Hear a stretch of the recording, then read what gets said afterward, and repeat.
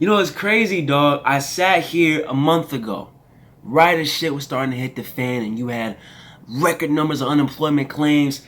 Things were going crazy, and I said, yo, people are not gonna sit here and take this. They're angry, they're scared, and confused, and they're gonna start to mobilize. And we're starting to see it. It's a crazy thing to see. So, the protests that have received the most media notoriety have been the anti-government lockdown protests. Right? People who want the stay-at-home orders to be lifted, the shelter-in-place orders to be lifted. They want to go back to work. They want to go back to normal, go out to eat, things of that nature. And you had anti-lockdown protests across the country, especially in the last couple of weeks. I think it was yesterday in California, you had 3,000 people who were protesting the shutdown of beaches in Orange County. 3,000 people in Huntington Beach. It was crazy. You had in Michigan, you had people armed with machine gun, like assault rifles, like they were not playing around. They came down the state capitol, these like armed militias, and said, yo, y'all need to lift this order. We're no longer taking this. It was a crazy sight to see people armed with and loaded with assault weapons saying we're no longer taking this, lift the order down there in Michigan. And then in Texas, Louisiana, Florida, across the country, you had anti-lockdown protests. And those have received the most notoriety, particularly because they want to pin it on Donald Trump. And did he certainly have a degree of blame for those protests and bringing out the more extreme elements with the militias and the white supremacists and all types of stuff? Absolutely. And there were plenty of those people there at these protests. But there were also many just good people who wanted their jobs. That's why a lot of these people are protesting these lockdowns. They want their jobs.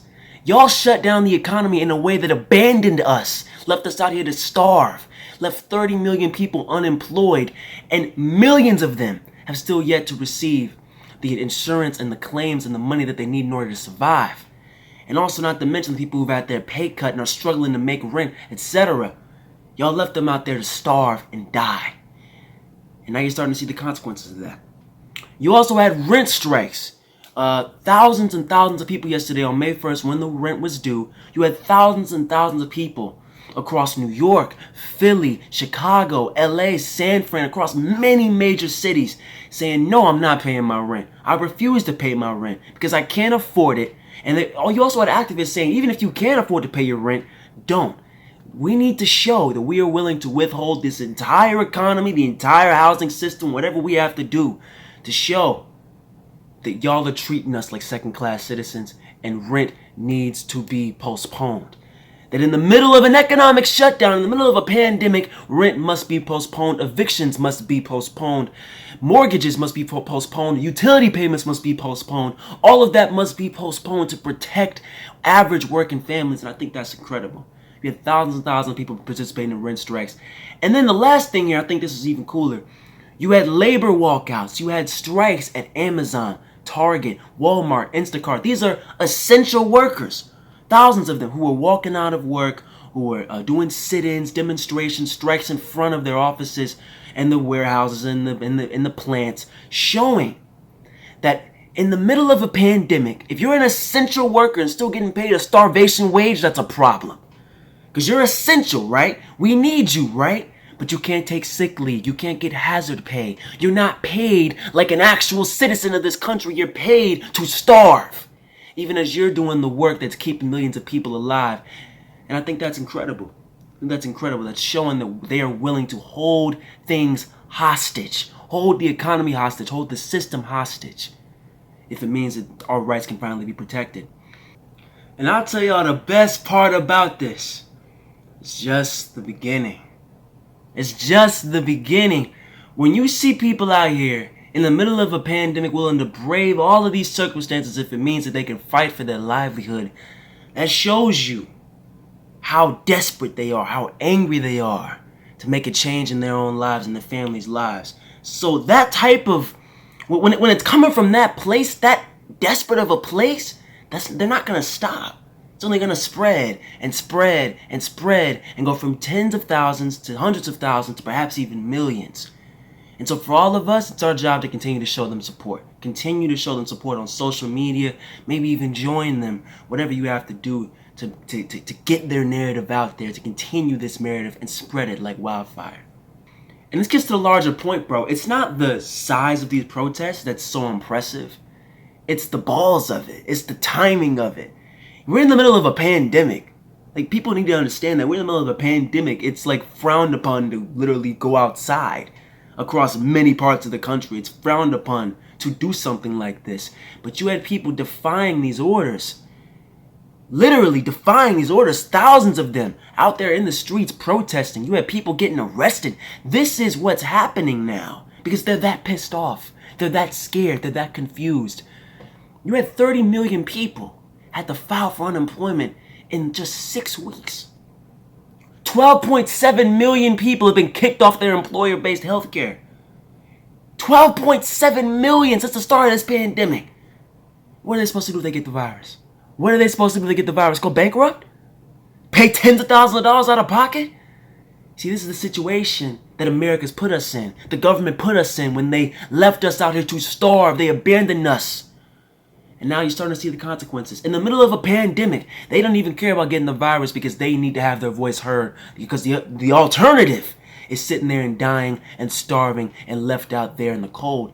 I think that's huge, man. It shows you how dire these circumstances are and the lengths that people are willing to go when they feel like they have lost everything.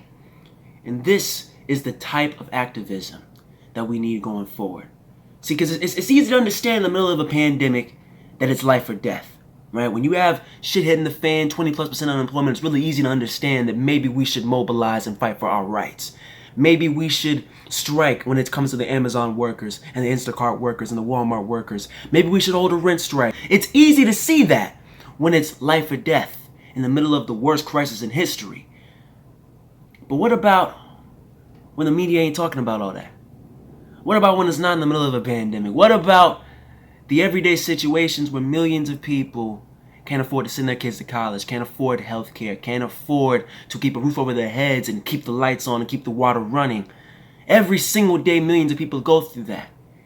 And see, this is the type of activism that we need when this dies down. When this calms down and the media tries to establish some sense of normal and manipulate and control you into thinking that things are back to normal, everything's okay. Because for millions of people across the country, every single day, it's not okay. They're dying. They're starving. They can't feed their kids. They are in crisis.